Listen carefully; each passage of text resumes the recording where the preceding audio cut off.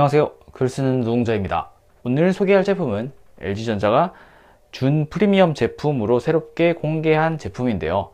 바로 LG Q6 제품을 한번 살펴보도록 하겠습니다.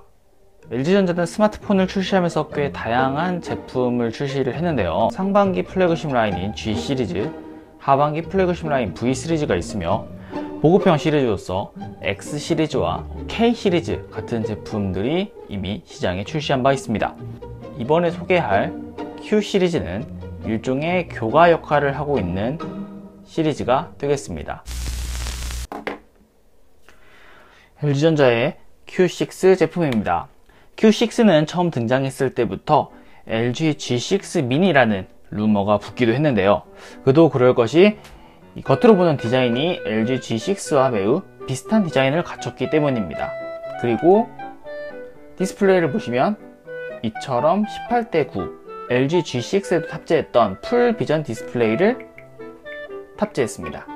G6와 다른 점이 있다면 G6는 WQHD 플러스 해상도를 갖췄습니다. Q6는 풀 HD 해상도를 갖춰서 어떤 콘텐츠를 볼 때 해상도에서 나오는 세밀함과 그리고 폰트의 크기와 같은 세부적인 차이가 있습니다. 폭이 69.3mm 그리고 두께가 7.9mm. 제품을 테스트해보면서 좀 이리저리 만져봤는데 확실히 한 손으로 모든 작업을 다 할 수 있을 정도로 좀 편리한 조작감을 갖췄습니다. 5.5인치 디스플레이를 갖췄음에도 이렇게 작은 크기를 갖출 수 있었던 건 아마 이 풀 비전 기능 덕분이 아닌가 싶네요. 제품의 디자인을 조금 더 살펴보면요, 앞서 말씀드렸다시피 5.5인치 풀 비전 디스플레이를 탑재를 했고요. 하단에는 LG전자 로고가 있습니다. 상단에는 카메라와 수화부 등이 있는 것을 확인할 수가 있습니다. 엄지손가락이 닿는 이 제품의 오른쪽에는 이 전원 버튼이 하나 있고요. 왼쪽에는 볼륨 버튼, 그리고 핀을 꽂아서 빼낼 수 있는 유심 슬롯, 그리고 마이크로 SD 카드를 넣을 수 있는 공간이 위치해 있습니다. 하단에는 3.5mm 오디오 단자와 마이크로 5핀 단자가 있어 충전을 할 수 있습니다. 뒷면에는 통신사 로고, 그리고 제품명 Q6가 있고요. 왼쪽 하단에 외부 스피커가 있습니다. 스피커가 왼쪽 하단 뒷면에 있기 때문에 화면을 이렇게 거꾸로 뒤집으면 소리가 들리지 않겠다라는 생각이 드네요. 내부에는 퀄컴 스냅드래곤 435 프로세서를 탑재했습니다. 그리고 기본 램은 3GB고요. 저장 공간은 32GB 저장 공간을 갖췄습니다. 이 제품 말고도 Q6 플러스라는 파생 모델이 출시를 했는데요. 기본적인 디자인과 디스플레이와 같은 부분은 같으나 램이 4GB라는 점, 그리고 저장 공간이 최대 64GB라는 점이 다른 점입니다. 색상은 Q6는 플래티넘, 블랙, 화이트 세 가지가 있고 Q6 플러스는 블루 색상이 출시된다고 합니다. 안드로이드 누가에서 지원하는 멀티 윈도우 기능을 이용하면 다양한 용도로 사용할 수가 있습니다. 유튜브 앱을 킨 상태에서 메뉴 앱을 길게 눌러서 다른 앱을 띄울 수가 있습니다. 이렇게 크롬을 띄우면은 화면의 크기를 조금씩 조절할 수 있는데요. 제일 크게 올리면은 이런 식으로 유튜브로 뭔가 동영상을 보면서 아래에 있는 인터넷 콘텐츠를 감상할 수 있습니다. 비단 인터넷 콘텐츠를 예시로 들었습니다만 다른 다양한 앱을 활용할 수도 있겠죠. 그리고 LG Q6의 특징은 강한 내구성에 있다고 합니다.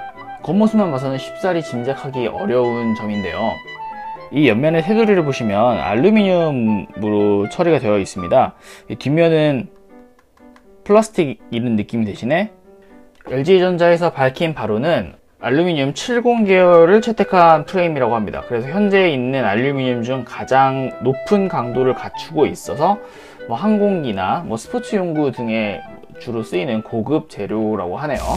몇 가지 특징을 더 해보자면요, 우선 카메라를 들 수가 있는데 이 전면 카메라에도 광각 카메라가 들어갔습니다. 그래서 사진을 촬영할 때 일반 화각과 광각을 촬영할 수가 있습니다. 하지만 이 전면 카메라의 화소수는 500만 화소로 그렇게 높은 화소는 아니고요.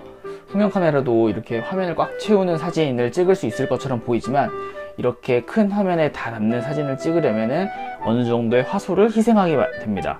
그래서 실제로 이 제품의 재원을 최대한 살린 사진을 찍으려면 이렇게 4:3의 화면 비를 갖춘 사진밖에 찍을 수가 없습니다. 이렇게 찍을 때의 화소수는 1300만 화소입니다. 상대적으로 카메라 기능은 약간 덤이라고 해야 되나요? Q6를 조금 써보면서 가장 아쉬웠던 점은 지문인식 센서가 없다는 점이었습니다. 대신에 전면 카메라를 이용한 얼굴 인식 기능은 갖추고 있습니다. 저는 지금 얼굴을 등록을 해놨기 때문에 이 메뉴로 넘어가지만 실제로는 얼굴을 촬영해서 얼굴을 기억해 자동으로 잠금을 해제할 수 있습니다. 그래서 얼굴 인식 기능이 얼마나 괜찮냐면요, 제가 등록한 얼굴과 일치하지 않는다면서 얼굴 인식을 실패를 하네요. 제가 얼굴 인식을 며칠 동안 써보면서 인식해본 결과는 썩 그렇게 만족스럽진 않았습니다. 그래서 Q6에 빠진 지문인식 센서가 묻네 아쉬운 느낌이 드네요. 그리고 아쉬운 점은 한 가지가 더 있습니다.